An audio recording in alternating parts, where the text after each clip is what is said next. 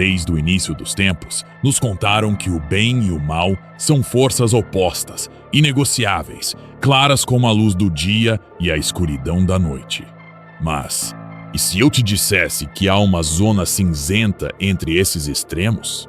Um território onde anjos desafiaram Deus. Não por maldade, mas por ambição, conhecimento, ou talvez por liberdade. Lúcifer, o portador da luz. Samael, o anjo da morte. Belial, o senhor da depravação. Leviatã, a serpente primordial. Nomes sussurrados em grimórios proibidos, mencionados com cautela por aqueles que temem o poder que ainda carregam. Mas quem foram eles de verdade?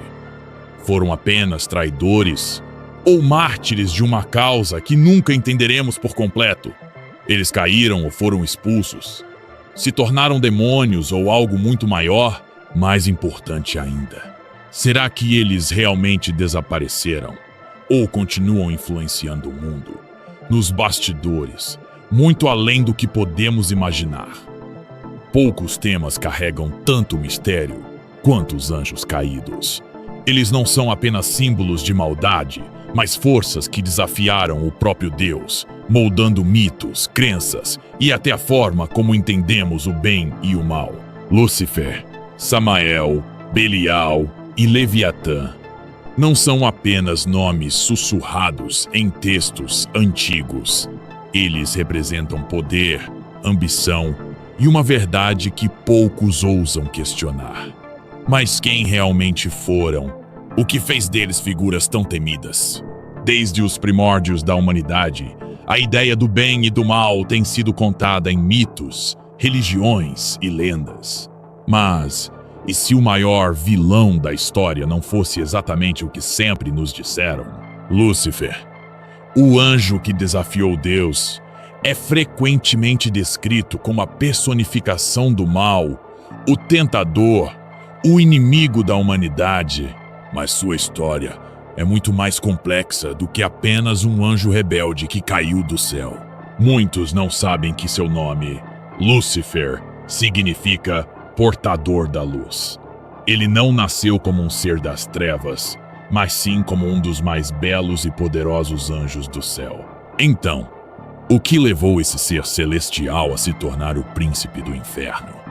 O que realmente aconteceu na grande rebelião celestial? E mais importante, Lúcifer foi um traidor ou um libertador? Nos textos antigos, Lúcifer era conhecido como um arcanjo de imensa beleza e poder. Acredita-se que ele estava entre os primeiros criados por Deus, projetado para ser um ser perfeito. Ele não apenas caminhava ao lado do Criador, mas também possuía um status incomparável entre os anjos. Nos livros de Ezequiel e Isaías, encontramos descrições de um ser celestial coberto de pedras preciosas que brilhava com uma luz própria. Seu papel era liderar os coros angelicais e espalhar a luz divina pelo universo. Seu nome não era apenas um título, mas uma identidade, portador da luz.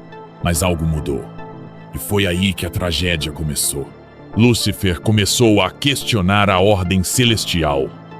Se ele era o mais brilhante dos anjos, por que deveria se curvar?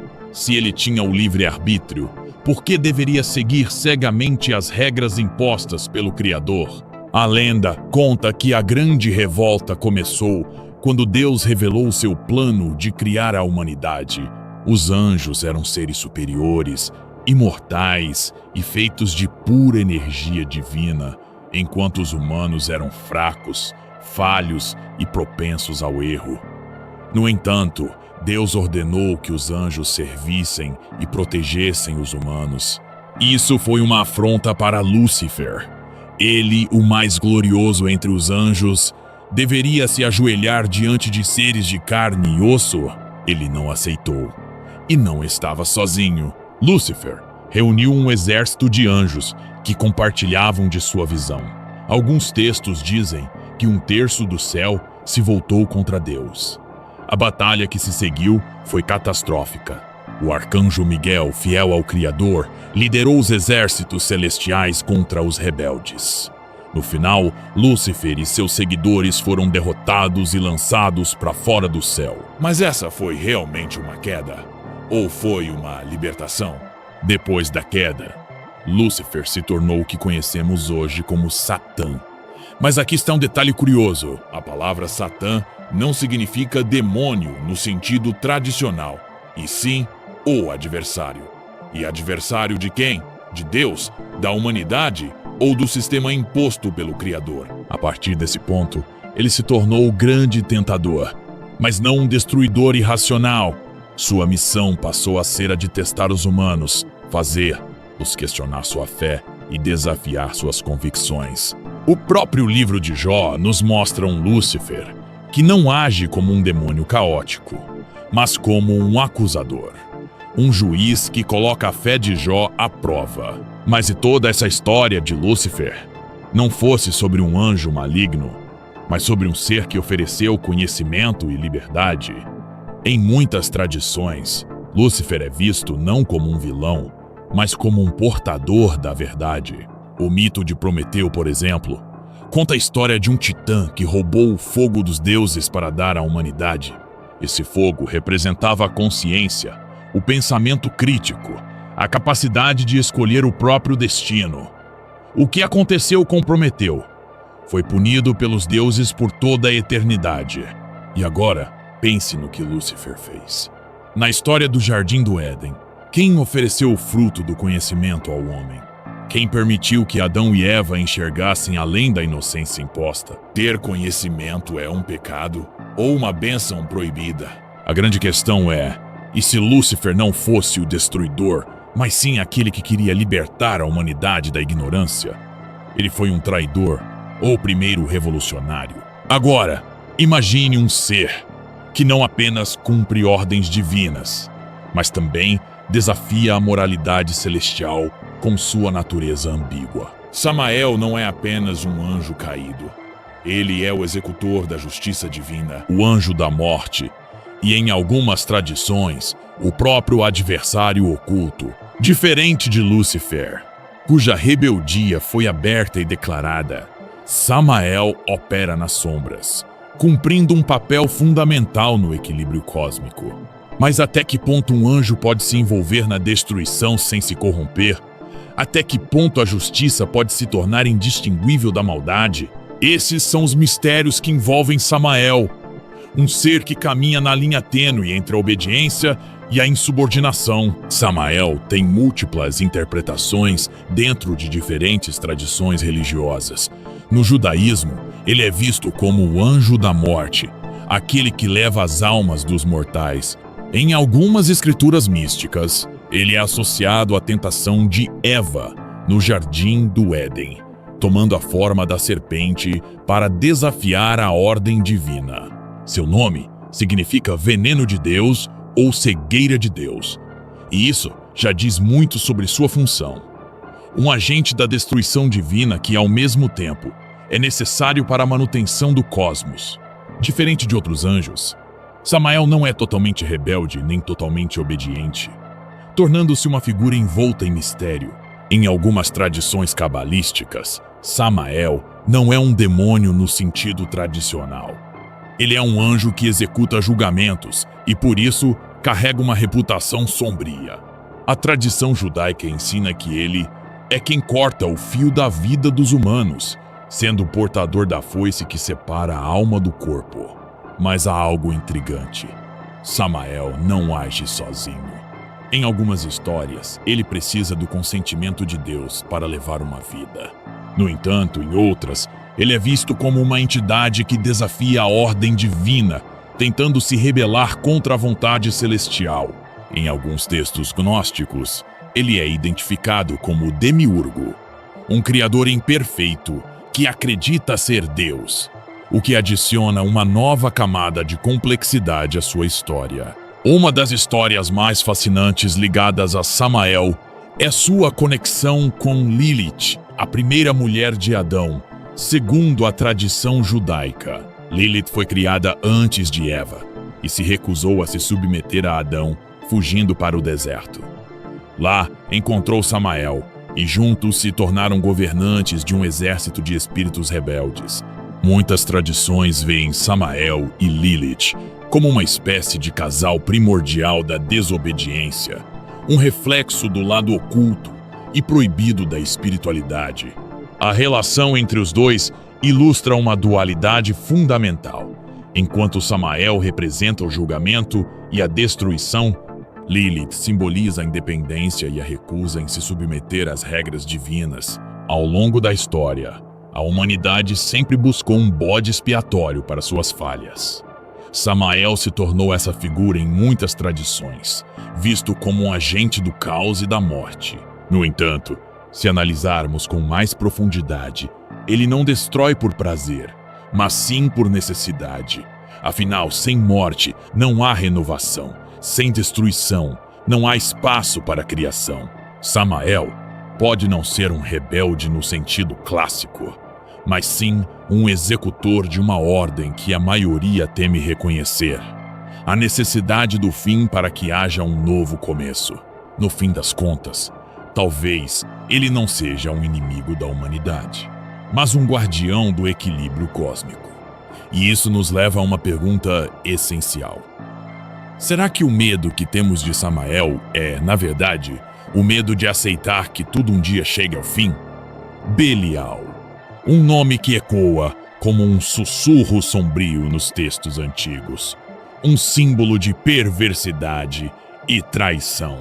Diferente de outros anjos caídos que desafiaram a ordem celestial por orgulho ou conhecimento, Belial representa algo mais profundo: a corrupção, o desprezo pela ordem, a dissolução da moralidade. Ele não era apenas um rebelde, mas sim a própria encarnação do caos e da anarquia. Nos dias de hoje, Belial pode ser visto como um arquétipo do engano, da manipulação e do poder sem restrições. Ele representa o lado mais sombrio da ambição humana, aquele que se vende ao prazer sem limites, que se afasta de qualquer responsabilidade ou propósito. A influência desse espírito pode ser percebida nas estruturas políticas corrompidas, nos líderes inescrupulosos e nas mentiras que sustentam impérios de falsa esperança. Mas quem foi Belial antes de sua queda? Como ele se tornou esse símbolo do abandono moral? Nos escritos judaicos e cristãos primitivos, Belial era um dos primeiros entre os anjos criados. Seu nome, muitas vezes interpretado como sem valor, já indicava um destino marcado pela desobediência. Nos manuscritos do Mar Morto, ele é descrito como o príncipe das trevas, aquele que desafia a luz e lidera as forças do mal contra os justos. No Novo Testamento, o apóstolo Paulo usa seu nome para se referir ao próprio Satanás, tornando-o um símbolo do adversário absoluto, diferente de Lúcifer, cuja rebelião foi um ato de desafio intelectual, ou Samael, que representava a punição divina. Belial escolheu um caminho mais sutil e perigoso: a tentação. Ele não se preocupava em desafiar diretamente a divindade, mas sim em corromper tudo aquilo que era considerado sagrado. Os antigos acreditavam que Belial não comandava exércitos como outros anjos caídos, mas sim corrompia reis e sacerdotes, infiltrando-se nos pilares da sociedade e distorcendo suas bases. O livro de Enoque o menciona como um espírito de perversão, e algumas tradições apócrifas acreditam que ele foi responsável por incitar a criação das cidades pecaminosas de Sodoma e Gomorra. Sua influência não vinha de um ataque direto contra o céu, mas de uma lenta erosão da moralidade, uma desconstrução das leis naturais que regem o mundo. Mas aqui está um detalhe assustador sobre Belial. Ele nunca precisou de uma guerra para triunfar. Enquanto Lúcifer caiu por orgulho e Samael se tornou o anjo da morte, Belial encontrou seu caminho para o coração da humanidade sem precisar levantar uma espada. Ele provou que o mal não precisa ser imposto pela força, quando pode ser aceito de bom grado. Esse é o verdadeiro perigo de Belial. Ele não é um tirano visível, mas sim um sussurro no ouvido, uma ideia tentadora, Uma promessa de liberdade que no final se transforma em escravidão. E é por isso que sua história continua relevante. Se olharmos ao nosso redor, veremos que Belial não é apenas um mito. Ele vive nas promessas vazias, na corrupção que se esconde atrás de sorrisos, nas decisões que vendem a alma por um pouco mais de poder. Das profundezas obscuras do oceano, emerge uma entidade cuja própria existência desafia a razão humana, Leviatã. Diferente dos outros anjos caídos, ele não é apenas um ser espiritual, mas uma força primordial de destruição. A mitologia e as escrituras descrevem-no como uma criatura colossal, semelhante a um dragão marinho ou serpente cósmica, cujo corpo se estende além da compreensão mortal. A importância de Leviatã transcende a religião. Ele simboliza o caos absoluto, o abismo insondável onde as regras do mundo não se aplicam. Na cultura popular e na filosofia, Leviatã tem sido um símbolo do medo humano perante o desconhecido, seja nas profundezas do oceano ou nas camadas mais sombrias da mente humana. Mas por que essa entidade é tão temida? Qual o seu verdadeiro papel no grande esquema das forças celestiais e demoníacas? Leviatã aparece em diversas tradições religiosas e mitológicas. No judaísmo, ele é descrito no livro de Jó como um monstro marinho aterrorizante, criado por Deus para demonstrar seu poder absoluto. Já no cristianismo medieval, ele passou a ser associado ao próprio Satanás, ou a uma entidade que devoraria as almas dos condenados. Em textos apócrifos e na tradição mística judaica, Leviatã é uma das duas criaturas colossais criadas no início dos tempos, a outra sendo Behemoth. Ambos representariam forças opostas. Enquanto Leviatã governa os mares e simboliza o caos, Behemoth reina sobre a terra e representa a força bruta da natureza. Acredita-se que no fim dos tempos, Deus mataria Leviatã e Behemoth para alimentar os justos na era messiânica, um símbolo do triunfo da ordem sobre o caos. O filósofo Thomas Hobbes, no século XVII, usou Leviatã como metáfora para um governo absoluto, um poder tão imenso e incontrolável que poderia subjugar o caos e manter a ordem social. Essa interpretação revela um paradoxo fascinante. O que antes era visto como uma força destrutiva também pode ser o único meio de conter um mundo em desordem. Na demonologia, Leviatã é considerado um dos príncipes do inferno, representando a inveja e a tentação.